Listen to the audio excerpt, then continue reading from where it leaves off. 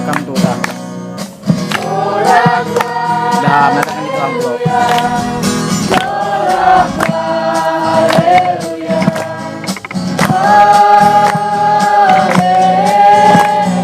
Kita puji segala puji syukur. Segala puji syukur hanya bagi Tuhan.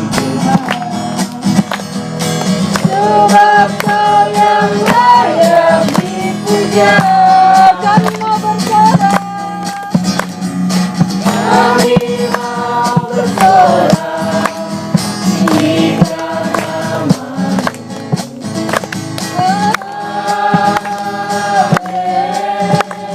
Haleluya, soraklah haleluya, soraklah haleluya, haleluya, soraklah haleluya, soraklah haleluya, soraklah haleluya, haleluya. Kedambanya saya persilakan.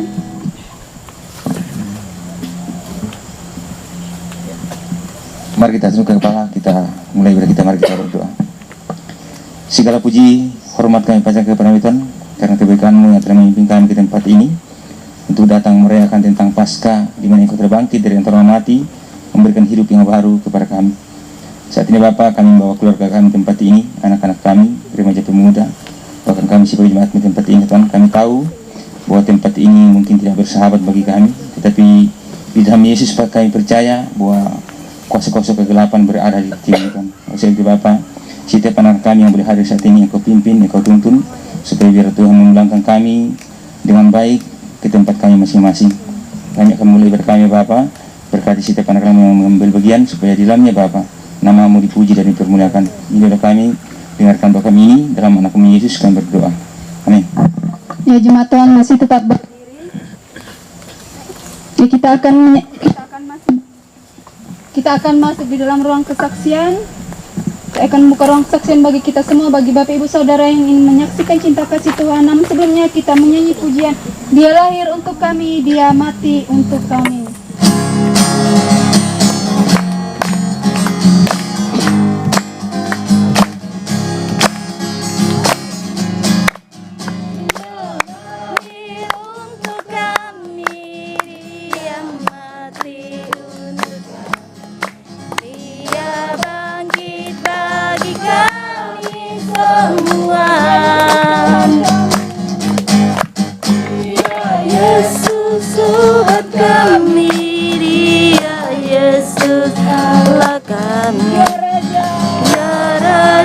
Di atas segala raja, yaitu firman Allah yang turun ke bumi, yang jadi sama dengan manusia.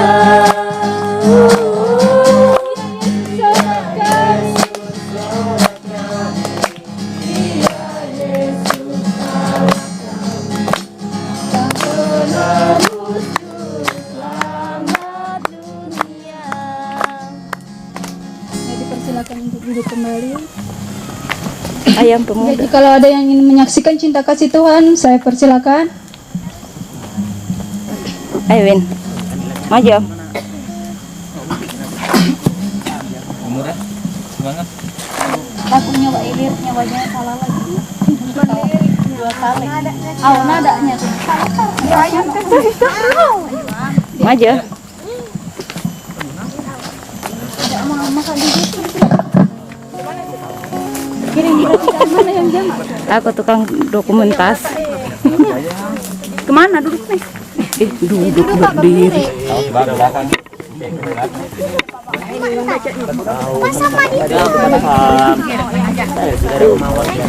Ini.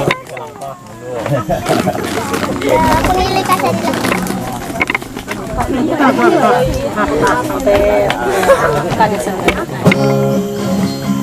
Apakah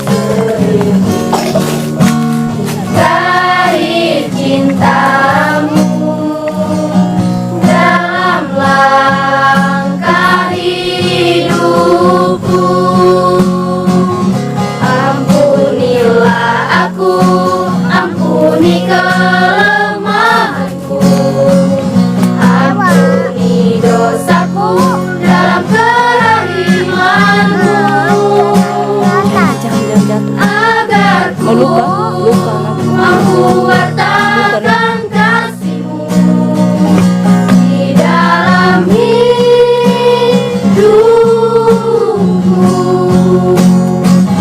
Bersihkan hatiku dengan sucinya cinta-Mu.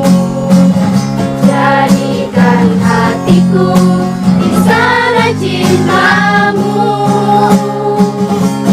Tempat yang layak untuk bersemayam. Tubuh dan darah-Mu.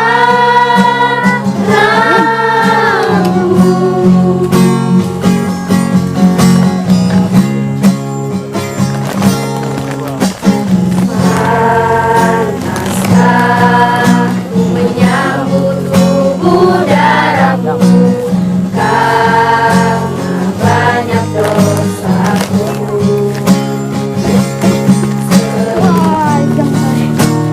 Dari cinta-Mu dalam langkah hidupku. Ampunilah aku, ampuni kelemahanku, ampuni dosaku dalam kerahiman-Mu, agar ku mampu wartakan kasih-Mu di dalam hidupku.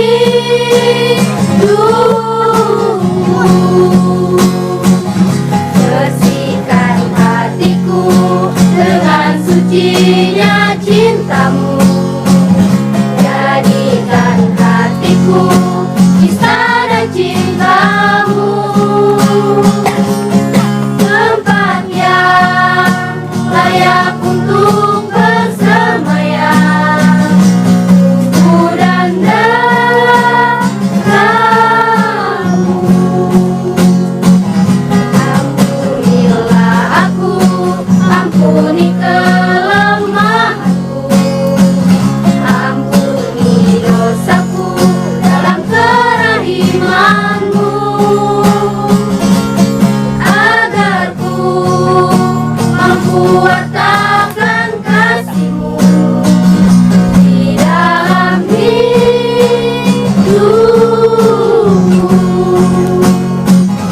Bersihkan hatiku dengan sucinya cinta-Mu. Jadikan hatiku istana cinta-Mu.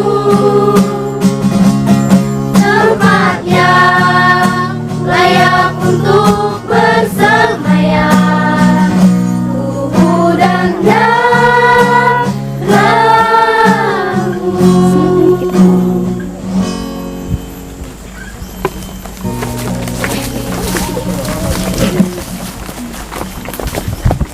Ya, itulah kesaksian dari pemuda kita. Mungkin ada lagi?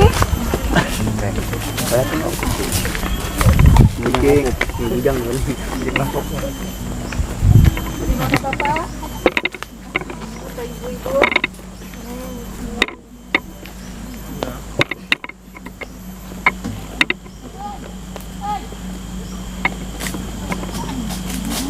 Jadi kalau sudah tidak ada, kesaksian saya tutup. Juga saat kita siapkan hati dan pikiran kita untuk mendengarkan sebagian dari sabda firman Tuhan. Lalu sebelumnya kita menyanyi pujian karena salibmu hanya Kau Tuhan hidupku.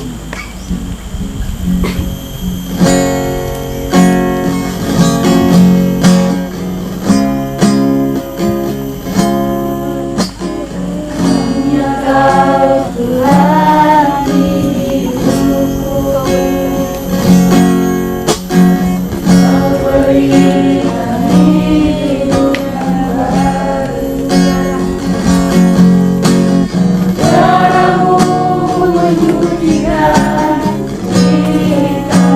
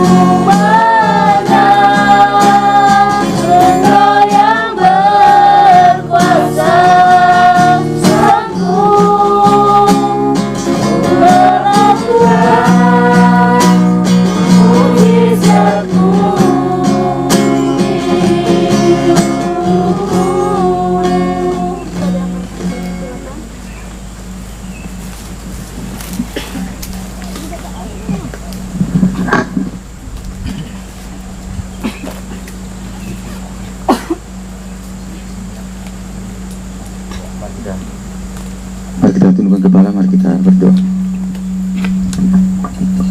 Segala puji hormat kami panjatkan kepada-Mu Tuhan, karena kebaikan-Mu yang telah memimpin kami ke tempat ini. Kami bersyukur bahwa kami bisa ada di tempat ini untuk memuji, memuliakan nama Tuhan. Dalam kesempatan saat ini Bapa, kami bersyukur bahwa jemaat-Mu sudah Engkau pimpin ke tempat ini, bersama-sama dengan kami melaksanakan ibadah padang, suatu ibadah yang boleh kami laksanakan di luar gereja. Tetapi di dalam firman Tuhan bahwa banyak sekali contoh-contoh yang diberikan Kristus, baik itu di pantai, baik itu di bukit-bukit. Kristus melayani setiap orang-orang yang percaya kepada-Mu. Dalam kesempatan ini Bapa, kami rindu untuk merenungkan firman-Mu. Biarlah Tuhan berkata-kata kepada kami sesuai dengan kehendak-Mu, sehingga apa yang boleh kami baca, kami renungkan saat ini, kami mengerti dan kami mau melakukan dalam kehidupan kami. Berkati jemaat yang hadir di tempat ini Bapa, supaya biarlah firman-Mu yang kami dengar kami lakukan dalam kehidupan kami, sehingga kami disebut sebagai orang-orang yang berbahagia. Ini doa kami ya Bapa, dengarkan doa kami ini dalam anak-Mu Yesus Kristus. Kami berdoa, haleluya, amin. Ya, shalom. Ya, mari kita membuka firman Tuhan.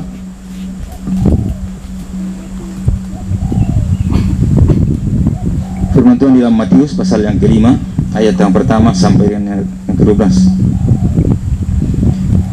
Matius pasal yang kelima, ayat yang pertama sampai dengan ayat yang ke-12.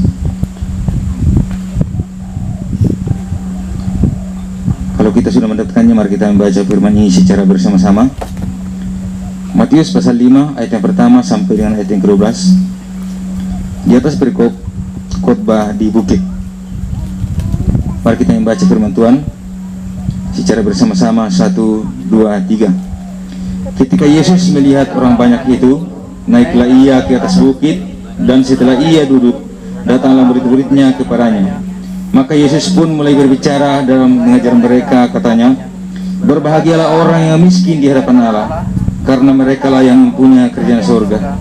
Berbahagialah orang yang berduka cita, karena mereka akan dihibur. Berbahagialah orang yang lemah lembut, karena mereka akan memiliki bumi. Berbahagialah orang yang lapar, haus akan kebenaran, karena mereka akan dipuaskan. Berbahagialah orang yang murah hatinya, karena mereka akan beroleh. Berbahagialah orang yang suci hatinya, karena mereka akan melihat Allah. Berbahagialah orang yang membawa damai, karena mereka akan disebut anak-anak Allah. Berbahagialah orang yang dianiaya oleh sebab kebenaran, karena mereka lah yang mempunyai kerajaan surga. Berbahagialah kamu jika karena aku kamu dicela dan dianiaya, dan kepadamu difitnahkan segala yang jahat. Bersukacita dan bergembiralah, karena upamu besar di surga. Sebab dengan demikian juga telah dianiaya nabi-nabi yang sebelum kamu. Ya, Bapak Ibu dan saudara-saudara kasih di dalam nama Yesus, berbicara khotbah di bukit adalah sebuah contoh atau teladan yang diberikan oleh Kristus kepada kita, bahwa ibadah itu bukan hanya di dalam gereja. Yesus beberapa kali mengajak muridnya ke pinggir pantai, ke bukit-bukit untuk menyembah Tuhan. Jadi ini bukan Alkitabiah. Jadi banyak yang berkata, ngapain kita ke bukit menyembah Tuhan? Sebenarnya ini ajaran Kristus. Karena mengapa? Di samping membawa kita secara rohani, membawa juga kita secara jasmani. Mungkin banyak yang sudah sekian lama menikah, tetapi tidak pernah jalan-jalan dengan istrinya. Nah, dalam kesempatan inilah sering menjadi kesempatan bagi kita mungkin jalan dengan istri, jalan dengan anak, karena selama ini mungkin kita sibuk kerja terus, tidak ada kesempatan untuk refreshing dengan anak. Sebenarnya dalam kesempatan seperti ini ada kesempatan untuk membawa anak-anak kita berkumpul bersama-sama, refreshing bersama-sama. Cuma masih banyak yang tidak menyadari hal itu. Tetapi kalau orang percaya atau orang Kristen sudah melihat ke situ, mereka akan mengambil kesempatan itu. Bagaimana kita sebagai orang percaya memang harus saling menguatkan. Jangan hanya karena kita ini bekerja, jadi bekerja terus. Ini yang terkadang salah di dalam kehidupan kita. Nah, di dalam firman Tuhan kita berbicara pada saat ini yaitu khotbah di bukit. Kalau saudara bisa membaca di dalam sejarah khotbah Yesus, yang paling terkenal itu adalah khotbah di bukit, bukan khotbah di dalam bait Allah. Yang paling dikenal pada khotbah Yesus ini adalah khotbah di bukit. Bagaimana dia mengajarkan orang di atas bukit. Jadi saudara-saudara, terkadang kita masih berpikir, ngapain ke bukit? Nah, disinilah kita bisa melihat bahwa Yesus sendiri mengajak murid-muridnya sering ibadah namanya ibadah padang atau ibadah di luar gereja. Karena banyak suasana yang bisa kita ambil kalau kita memang menikmati tentang hal itu. Jadi sebagai orang percaya, ibadah padang atau ibadah di bukit, di pantai, sebenarnya itu pengajaran Kristus, cuma terkadang kita yang belum mengarah ke sana. Jadi bersyukur jemaat Tuhan yang boleh hadir saat ini. Saya sangat bersyukur sekali sebagai hamba Tuhan bahwa apa yang menjadi program jemaat bisa bekerja sama dalam ini. Saya sangat bersyukur sekali, terutama kepada keluarga yang datang setelah minggu pemuda, bahwa kedepannya pasti kita jalan. Karena mengapa? Apa yang sudah kita awali, jemaat pun mendukung, walaupun sebagian mungkin tidak datang karena kesibukan, tetapi itulah kita sebagai manusia pasti punya kesibukan yang berbeda-beda. Dalam kesempatan saat ini firman Tuhan berkata seperti ini, berbahagialah orang yang miskin di hadapan Allah, karena mereka lah yang punya kerjaan surga. Saya sudah ulang-ulang saudara, bahwa miskin yang disebutkan Alkitab memang ada dua, miskin secara jasmani dan miskin secara rohani. Kalau saudara miskin tetapi masih mengenal Tuhan, memang saudara berbahagia, daripada kaya tetapi tidak mengenal Tuhan, ini lebih bahaya. Saudara miskin, kita miskin tetapi masih mengenal Tuhan, banyak pemulung masih lebih percaya kepada Tuhan daripada orang yang punya harta yang banyak, bergelimangan harta tetapi tidak mengenal Tuhan. Nah, inilah disinggung oleh firman Tuhan bahwa berbahagialah orang yang miskin tetapi mengenal firman. Dan yang kedua namanya miskin secara rohani. Kalau saudara tidak miskin rohani, maka saya percaya bahwa saudara tidak akan ada di tempat ini. Saudara mungkin di sana, ngapain ke situ, ngapain beribadah di sana. Karena kita ini miskin rohani, ingin rindu untuk dengan Tuhan, maka saudara bisa datang ke tempat ini. Ini namanya miskin secara rohani. Artinya dimanapun persekutuan itu, ada keinginan kita untuk rindu ke sana. Karena mengapa? Kita miskin secara rohani. Kalau orang kaya seperti orang Farisi, orang Yahudi, kami tidak butuh firman lagi, kami tidak butuh Taurat lagi, kami sudah ngerti kok. Nah, ini yang salah. Tetapi kalau kita miskin di hadapan Tuhan, miskin secara rohani, maka kita akan terus mencari namanya firman itu. Itu yang disebut dengan miskin secara rohani. Ayat yang keempat, berbahagialah orang yang berduka cita, karena mereka akan dihibur. Berbahagialah orang yang lemah lembut, karena mereka akan memiliki bumi. Berbahagialah orang yang lapar dan haus akan kebenaran, karena mereka akan dipuaskan. Jadi kita di sini karena kita lapar dengan firman, kita lapar dengan ibadah, kita lapar dengan persekutuan dengan Tuhan. Jadi jemaat Tuhan, saya bersyukur sekali bahwa kita ada di tempat ini. Mungkin ini adalah pertama sekali kita melaksanakan namanya ibadah padang, tetapi saya berharap ke depannya bahwa kita semakin diarahkan dalam setiap persekutuan. Dalam firman Tuhan dikatakan, janganlah menjauhkan diri dari persekutuan ibadah. Jadi dimanapun kita bersekutu, kalau memang kita betul-betul sungguh-sungguh di hadapan Tuhan, maka Tuhan menerima persekutuan kita. Ayat yang ke-8, berbahagialah orang yang suci hatinya, karena mereka akan melihat Allah. Berbahagialah orang yang membawa damai, karena mereka akan disebut anak-anak Allah. Berbahagialah orang yang dianiaya oleh sebab kebenaran, karena mereka lah yang punya kerjaan surga. Berbahagialah kamu jika karena aku kamu dicela dan dianiaya, dan kepadamu difitnahkan segala yang jahat. Bersukacita dan bergembiralah, karena upahmu besar di surga, sebab dengan demikian telah dianiaya nabi-nabi yang sebelum kamu. Jadi berbicara tentang penganiayaan, saya tidak akan mungkin ulang-ulang kepada Bapak Ibu, bahwa sebagai orang Kristen ini memang tanggung jawab kita untuk terus memikul salib yang sudah kita percayai di dalam Kristus. Dalam kesempatan saat ini kita merayakan Paskah, di mana Yesus telah bangkit dari antara orang mati pada hari yang ketiga. Ini Minggu Paskah, di mana Kristus yang kita sebut sebagai Tuhan mengalahkan maut. Jadi inilah inti daripada kita saat ini, ibadah kita, bahwa kita memperingati tentang Paskah, kebangkitan Kristus dari antara orang mati. Inilah yang sering menjadi sukacita di dalam hati saya secara pribadi, karena kita bisa melihat bahwa satu-satunya nabi yang bangkit dari kematian hanyalah Yesus. Belum ada nabi yang bangkit dari kematian terkecuali Yesus. Tetapi terkadang orang tidak mempercayai hal itu. Karena mengapa? Saya ulang-ulang bahwa itu karena tidak ada iman. Kalau saudara mempercayai tentang bangkitnya Yesus dari antara orang mati, itu satu-satunya karena saudara mempunyai iman yang sudah dikarenakan Kristus di dalam hati kita. Jadi saat ini kita berbicara tentang Paskah, kebangkitan Yesus dari antara orang mati. Tujuan Paskah ada beberapa hal. Yang pertama, memberikan penggenapan. Karena sebagaimana kita tahu bahwa Yesus dinubuatkan dia akan bangkit dari antara orang mati. Jadi setelah dia bangkit, dia menggenapi tentang nubuatan yang ada dalam perjanjian lama. Kemudian yang kedua, pengampunan. dengan kebangkitannya, maka dia memberikan pengampunan kepada kita. Kata Paulus, jika Yesus tidak dibangkitkan, maka sia-sialah kita percaya kepada dia. Ngapain saudara percaya kalau Yesus mati tetapi tidak bangkit? Ngapain saudara percaya kalau dia ada di tanah? Itu bagi saya itu percaya pada Yesus yang mati tetapi tidak bangkit. Kemudian terakhir adalah kehidupan yang baru. Dengan kebangkitan Yesus, dia memberikan hidup yang baru kepada kita.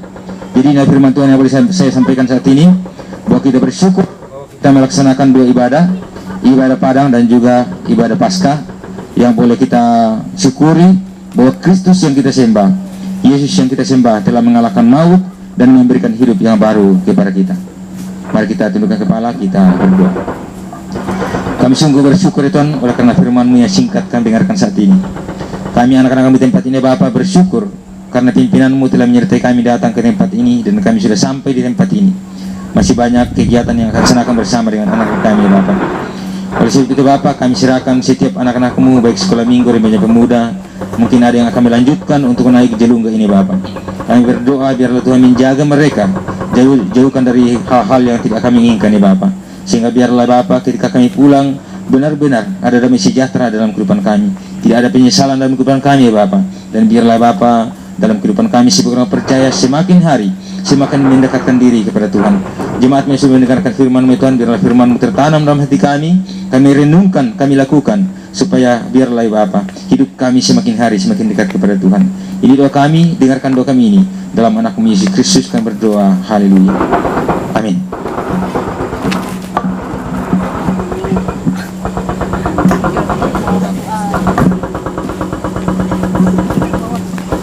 Ya, kita telah disegarkan oleh kebenaran firman Tuhan. Terima kasih kepada hambanya yang sudah menyampaikan firman Tuhan pada saat pagi hari ini. Kiranya Tuhan Yesus memberkati. Ya, tiba saatnya kita akan memberikan persembahan syukur kita kepada Tuhan sambil kantong persembahan diedarkan oleh petugas. Kita menyanyi pujian Sungguh Ku Bangga Bapa.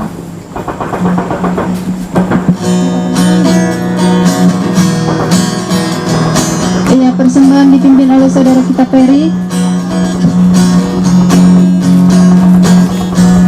Sungguh ku bangga Bapa, punya Allah seperti Engkau.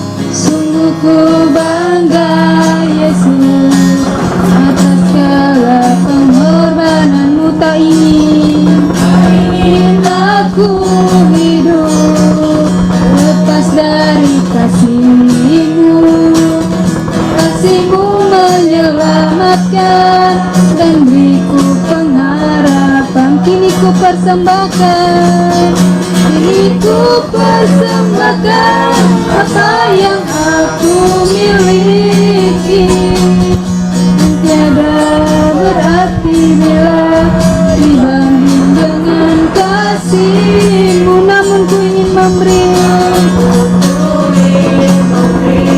dengan sukacita di hati, karena ku tahu ini menyenangkan hati. Kita ulang pujian ini dari awal. Sungguh ku bangga Bapa.